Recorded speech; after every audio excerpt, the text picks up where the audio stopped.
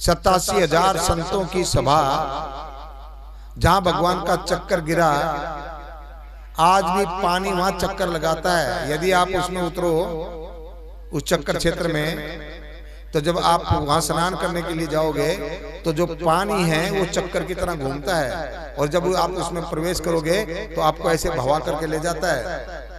कलयुग का प्रवेश नहीं है, कभी मौका लगे जाना गोमती के किनारे संतों महात्माओं की सभा में, जहां महाराज मनु मां शत्रुपा ने इस धरा के जो हमारे प्रथम स्त्री और पुरुष के रूप में प्रकट हुए, हमारे जो पूर्वज हैं, जहां से पूरा संसार प्रकट हुआ। ये सारा संसार उन्हीं का है, क्योंकि शत्रुपा उनका नाम है। तो अनेक रूप हैं, जिस भी महाराज मनु भी वही रूप लेकर के उनके संग में होते हैं। और फिर एक सृष्टि, कहीं हिरण की सृष्टि, कहीं मृग की सृष्टि, कहीं शेर की सृष्टि, तो कहीं मानव की सृष्टि, कहीं किसी जीव की सृष्टि, और ये सारी सृष्टि भरी पड़ी हुई है महाराज मनु रानी शत्रुपा से। उसी स्थान में खड़े होकर के महाराज मनु और मां शत्रुपा ने कठोर तपस्या की, घर बार सब कुछ छोड़ दिया। देखो, कुछ एक भगवान लीलाएं करते हैं। कभी कभी चौथे पन में भगवान की कृपा से, संत महात्माओं के आशीर्वाद से, हमारे जो मानव धर्म हैं, जिसमें 4 हमारे आश्रम हैं, इन आश्रमों में से जब चौथे आश्रम में आते हैं तो संत महात्माओं का ध्यान करते हुए, उनकी आज्ञा का पालन करते हुए ग्रस्त व्यक्ति भी चौथे पन में जाकर के घर के सारे कार्य छोड़ करके भगवान की शरण में चला जाता है।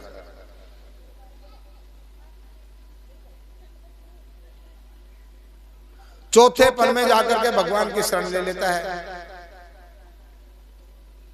अब आजकल जंगलों में जाना आसान नहीं है, तो घर में बैठ करके भी चौथे पन में भगवान का भजन करना चाहिए। महाराज मनु मां शत्रुपा जब चौथे पन में चले गए, संतों महात्माओं के दर्शन किए, उनकी शरण ली, राजपाट त्याग दिया अपने बच्चों को देकर के, और दोनों पति पत्नी गए मां गोमती के किनारे। गोमती का अर्थ होता है गौ की जैसी मति, मानी गौ जैसी बुद्धि। मां गोमती के किनारे जाकर के संतों का आशीर्वाद लिया और उनसे कुछ जगह मांगी। हे प्रभु, जहां संतों महात्माओं को कोई पीड़ा ना हो, हमारे रहने से उनकी दिनचर्या में और उनकी तपस्या में कोई व्याधान ना आए, ऐसा स्थान हमको दे दीजिए। संतों ने एक स्थान चुन करके महाराज मनु रानी शत्रुपा को दिया। यहां मां शत्रुपा और महाराज मनु कठोर तपस्या करने लगे। कुछ वर्षों तक कंदमूल फल खाए, कंदमूल फल छोड़ दिया, घास पात खाई छोड़ दिया, पानी पिया वो भी छोड़ दिया। अब तो एक टांग पे महाराज मनु खड़े, एक टांग पे महारानी शत्रुपा खड़ी है। दोनों एक एक टांग पे खड़े होकर के कठोर तपस्या शुरू कर दी। खाना पीना सब बंद हो गया। भगवान शंकर आते हैं, हे राजन, तुम्हारी तपस्या से मैं प्रसन्न हूं, मांग लो।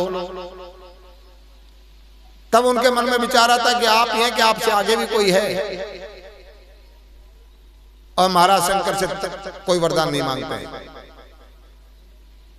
ब्रह्मा जी आते हैं, भगवान विष्णु आते हैं, नहीं चाहिए।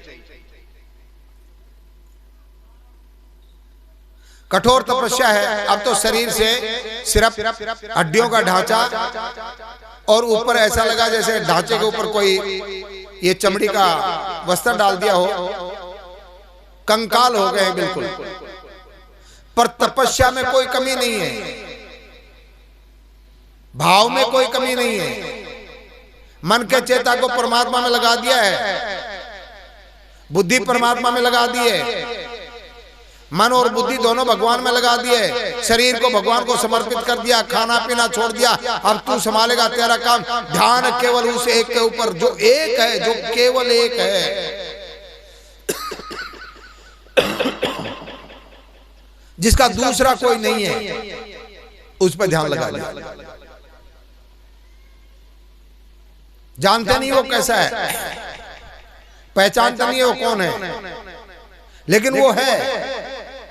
और जब इनकी तपस्या चरम पर पहुंची